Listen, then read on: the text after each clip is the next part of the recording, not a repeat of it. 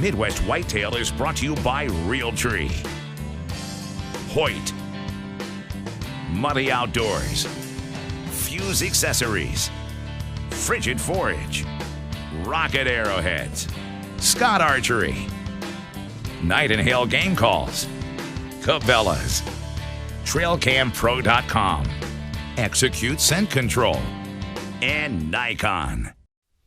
Over the past several years, I've talked a number of times about the personalities of the bucks that we hunt and how as the bucks get older, their personalities become more defined.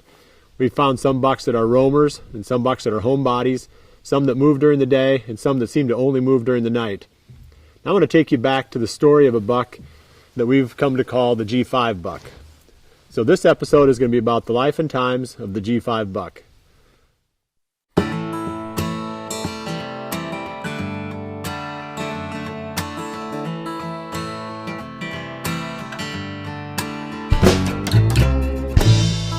During the 2009 season, there was a buck on the farm that we were encountering in nearly every stand location in maybe a 300 to 400 acre area. It seemed like everywhere we went, we ran into this 3.5-year-old buck.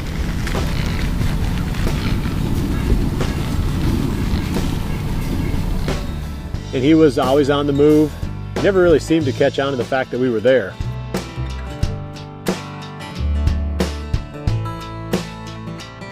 In fact, I remember one time he bedded down 25 yards away. Chad and I climbed out of the tree stand and snuck away, and the deer didn't even know we'd been there. We like it when they get a little bit older, so we were excited to see when the next year came and we were encountering the same deer again. And we started calling him the G5 buck because on his right main beam at the very end he had a G5 that laid over and crab clawed. We eventually figured out that he was the same buck that we'd been seeing everywhere on the farm as a 3.5-year-old. So it really wasn't overly surprising when the G5 buck started showing up everywhere we went during the 2010 season. First time I encountered the buck was on November 6th, and it was right at the end of legal shooting time. The camera just didn't have enough light to really pick it up. I could see my pins, and it was still legal time, but it just wasn't going to make any kind of video at all, so I didn't take the shot. Next time I encountered the buck was right in this timber right to my left here, 100 yards into the timber on a little ridge. It's kind of a last-minute hunt for us. We got off to a late start, and it was real easy just to jump in the timber right next to the office and get to hunting. We'd just gotten into the stand and set up when Greg said to me, "Here comes a big buck. I think it's the G5 buck."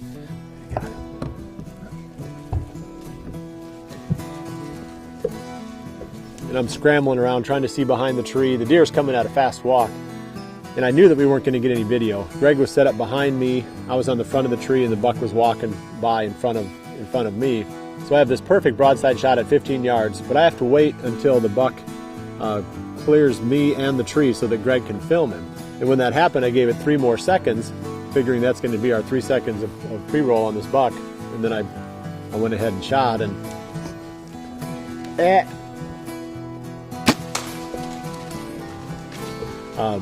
I just misjudged the distance. It was low light, and I thought he was about 28 yards away, and put the 30-yard pin just a little bit low in his vitals and shot, and hit the deer high. So we're not quite sure what to expect on this hit with the G5 buck. He trots off, and we watch him for a little ways, and we can see, where the entry and exit holes are, and they were definitely high. My first impression was that the deer was going to get away, because I've seen other hits in that area, and I've hit other bucks in that area, and I was pretty disappointed here. We knew right away that the hit was high, and we've all had these moments where we've made high hits. We always wonder, does this kill the deer? I get a lot of questions on Ask Winky about whether or not these high hits will kill a deer. No matter what anybody says, you definitely can shoot a deer in that location and not kill him. So, we tracked the deer for several hours and didn't find hardly any sign of blood. And in the back of my mind, I'm always thinking, well, I think we're gonna see this deer again. I sure hope we are. Talked to a few other people who had experiences with these high hits, and they all said the same thing, that in most cases they recover. So we didn't see the deer again for the whole rest of November, and my heart was a little bit low about the whole situation. You hate to have that happen, but anyway, put the trail cameras out in early December, and who should pop up? There's a buck right there, Greg.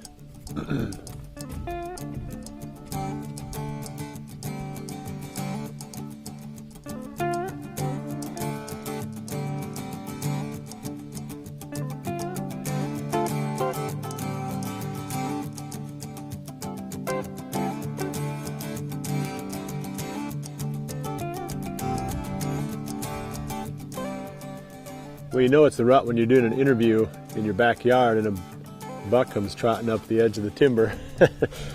Either it's the rut or you're living in a deer park. And I guarantee you, we're not living in a deer park. So anyway, back to my story. He's probably heading right to that same spot where I shot at the G5 buck. Maybe we should run around quick and get in the tree and maybe Greg can get a shot at him. But so the G5 buck got away, and we put the trail cameras out in early December, and we pick up a picture of him. And we were shocked and excited and happy. You know, here's this buck again. He looks fine. So right away we're thinking we're back in the game with the G5 buck. So we set back to hunting him again. And one of the spots that we focused on was the same place where I'd encountered the deer on the 6th of November. And there was some corn there. We figured that, you know, if the deer's still in the area, he's going to come through heading for this corn. And he did come through, and I just made some noise in the tree stand and spooked him when I was trying to get in position for the shot. So that's the third time now that I've had the G5 buck within bow range in the 2010 season. So we're building some history with this deer pretty fast. And we got a lot of encounters with him in 2009 when he's a 3.5-year-old, 3 close range encounters in 2010, and that wasn't the end of it. On the 1st of January, I was hunting a food plot that again was well away, at least another half a mile from where we encountered him on the 28th of December to where we saw him on the 1st of January. And he came out on the food plot, and I had another buck, a good old mature buck that was within bow range. So I just took the bird in the hand. The G5 buck wasn't moving fast enough to make it down to my end of the field by the end of legal shooting time. So now we're up to 4 encounters during the 2010 season, scattered all over the farm. You know, here is definitely a buck that likes to roam. 2009, he was a roamer. 2010, he was a roamer. We didn't get him killed in 2010, so now we're coming into 2011. So I got a bunch of people that shed hunt here. Scott Pruka and his family come down, and they spend a lot of time on the farm going through and combing every ditch and crevice. Both sides of G5's rack came up in the combing of the farm. So now we've got evidence he made it through the winter. So we're thinking, okay, we got to try to find this deer during the summer. I mean, we had a lot of soybeans on the farm during the summer of 2011. Perfect opportunity to get the video cameras out and see if we can find the G5 buck on one of these soybean plots. On August 15th, Greg Clements was filming one of these soybean fields when he filmed this great big 6x5, heavy, massive, long-tine buck come out of the timber. It was definitely the G5 buck. So now we've got him back again on the farm. We're thinking, you know, all we needed was for the deer to be here. We've got so much history with this deer. We know his personality. He's a roamer, you know, but now he's giant. You know, he's gone from being, you know, what would have been, say, a mid to upper 160s buck during the 2010 season to being, you know, considerably larger than that during the 2011 season. So we kind of counted him as one of our high probability or high odds targets going into the 2011 season. Because I was really interested in keeping closer tabs on the G5 buck, I put the cameras out, the trail cameras out a little bit earlier this year than I normally do. And I got some spectacular pictures of the G5 buck with velvet hanging all over his rack. Some of the most incredible trail camera pictures I've ever gotten and probably ever will get. So that got the blood going. You know, now everybody's excited about this G5 buck, and especially me. So the excitement level was high heading into the season. I started hunting this season on October 27th, and right away I looked for any opportunity to hunt in the area where the G5 buck lived. So we didn't see him while we were hunting. We didn't have any sightings, so we weren't 100% sure where this deer was. We assumed he's still around, but we didn't know that for a fact. Now we're going to move forward to the 9th of November, just a couple of days ago. And I've been hunting just relentlessly over the past couple of seasons for this buck that we call the double G4 buck. And he was a giant in the 2010 season, and he was even bigger in 2011. So he was by far the #1 buck on my hit list. He was the deer that I was most looking forward to seeing even. I mean, I was going to count the season a success if we could just see that deer and film him. So I spent a lot of time in the area where we thought that deer lived. So that's the stand that I was hunting on November 9th.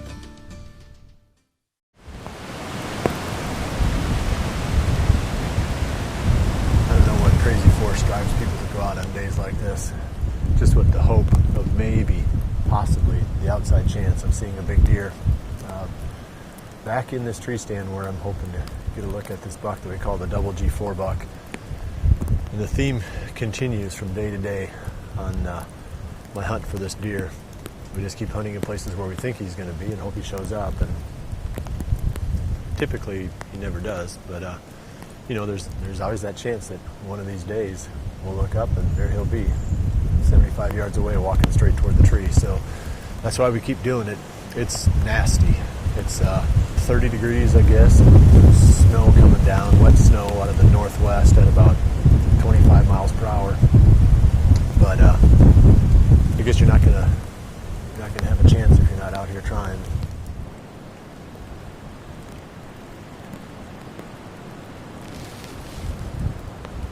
This has got to be one of the dumbest things I've ever done. And I've done a lot of dumb things, but it's miserable up here.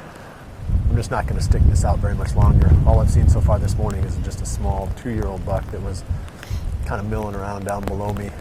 So the plan is get back into the office, get dried up, warmed up, and get ready for the afternoon hunt. I think when this blows through and this weather breaks, it's supposed to be sunny this afternoon, believe it or not. So I would think that would be like flipping a light switch for these deer and getting them going. So that's the plan, kind of get ready for the afternoon hunt.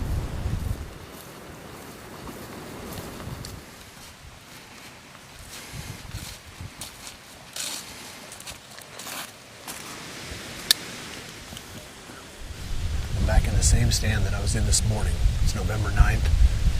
And this is a spot that I call Death Ridge. Over the years we've killed and encountered some really good bucks from this tree stand. There's another one in this neighborhood that I'm looking for right now. We've talked about him quite a bit on the show so far, but it's this double G4 buck. I'm tired of talking about him, actually. I'd just like to see him. We hunted him all last season too and never saw him once. We got trail camera pictures of him and had a pretty good idea where he was living, but we never saw him. And I'm a little bit afraid that it's going to be a repeat performance this year because we're sort of in that same type of a mode right now where we just keep hunting him and we're not seeing him. But I think it'll be worth it if we can lay eyes on him. He's an awesome buck.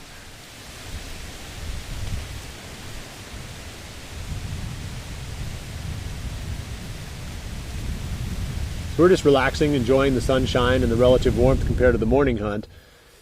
And we're just getting ready to do an interview, and Greg saw some legs moving through the timber down below me, and I pulled my binoculars up, and I was shocked. Big deer. That's him. That's him. That's him. That's him. That's him.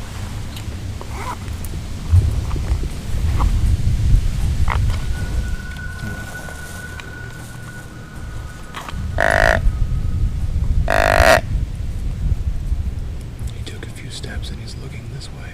Yeah, he heard it.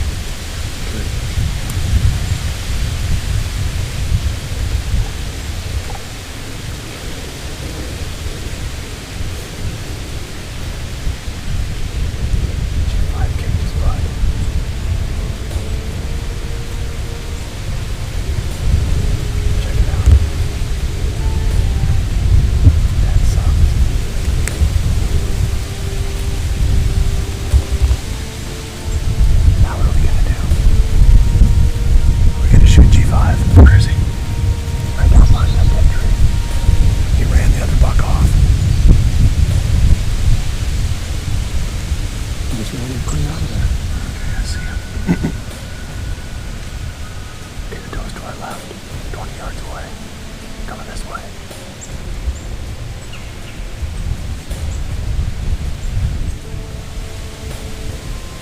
He's going back after double G4. Did you film that when they were chasing? So, what do you think? Actually, wait. No, he's going the other way. He's running along. We might still have the other one to pull it.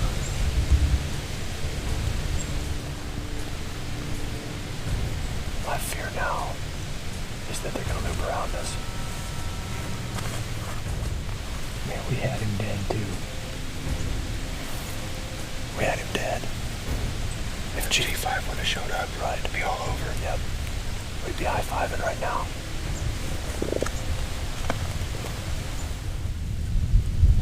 Let's do a quick update. Oh, here we go. Here we go. G5 buck.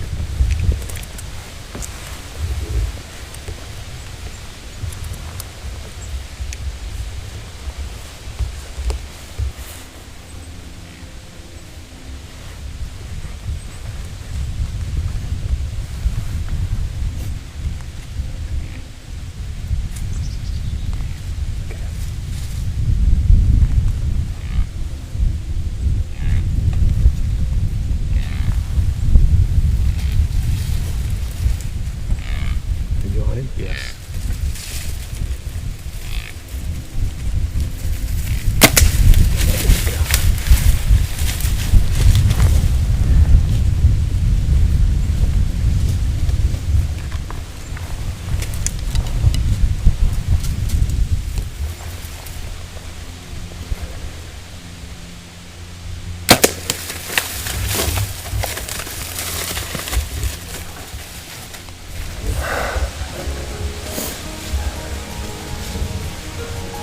It's crazy.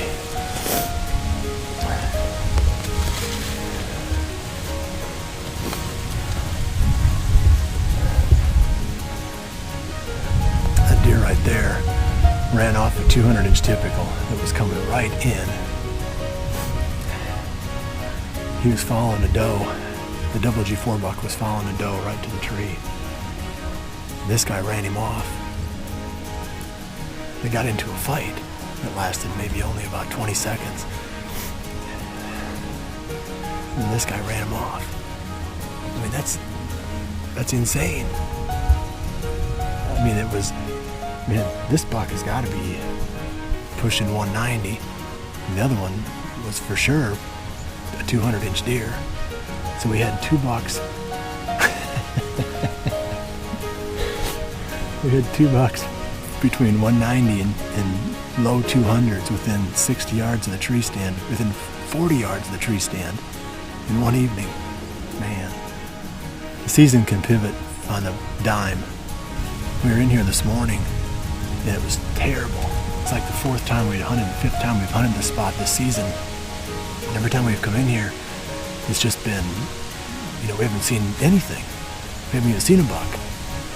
And then here we see two bucks that are world-class deer in one evening fighting over a doe. So we're after two deer this season. After I killed that buck Daggers, there was two deer left that we wanted, either this one or the one he ran off. I mean, that's nuts. That shot was nothing to be proud of either. I mean, he was coming at me, and I had the pin on his chest, and he took a couple more steps, and I just panicked. And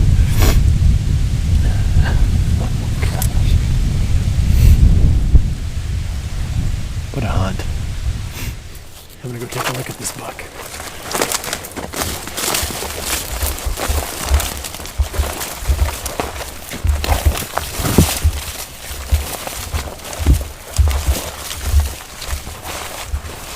Oh man, look at the size of that rock.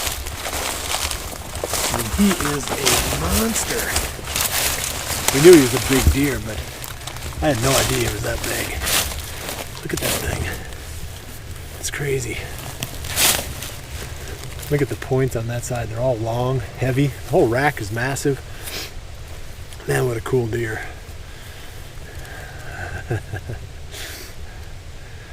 Look at the size of his body. It's no wonder he won that fight with the other buck. I mean, he's a brute all the way around. Big, giant, heavy rack, huge body. He's just a magnum deer.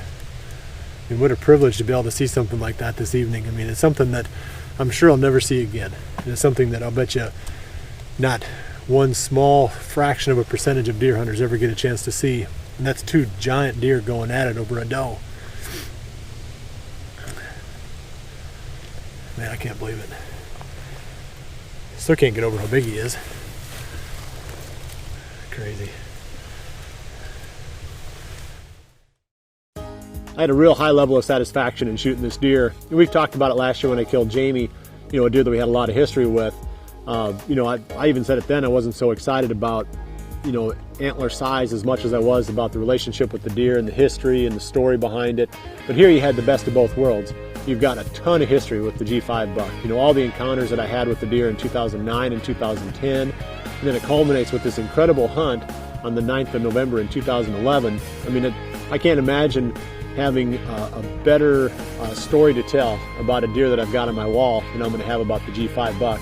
So without a doubt, the hunt for the G5 buck is the most memorable hunt that I've ever been on.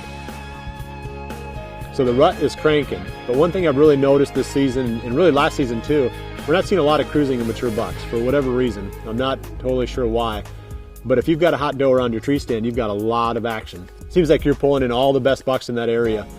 So I guess that means you got to hunt where the does are. We kind of do that anyway during the rut, but all you can do is keep your chin up. If you're not seeing a lot of cruising, it doesn't really mean that the bucks aren't there, because we're not really seeing a lot of cruising either. What we're seeing though is when you've got a hot doe, you've got a lot of action. So keep hanging in there, keep looking for those doe groups and keep hunting close to them, and eventually you'll get one of those hot ones that's close to your tree stand and make it all happen. Thanks for joining me today. The G5 buck may be the best deer hunting story I'll ever tell. We've got a number of pro staff in the field right now, and we do already have some action backed up, so we're going to have a Thursday show. So next I'm going to leave you with a preview of the next episode. I'll see you back here again Thursday. And remember to always dream big.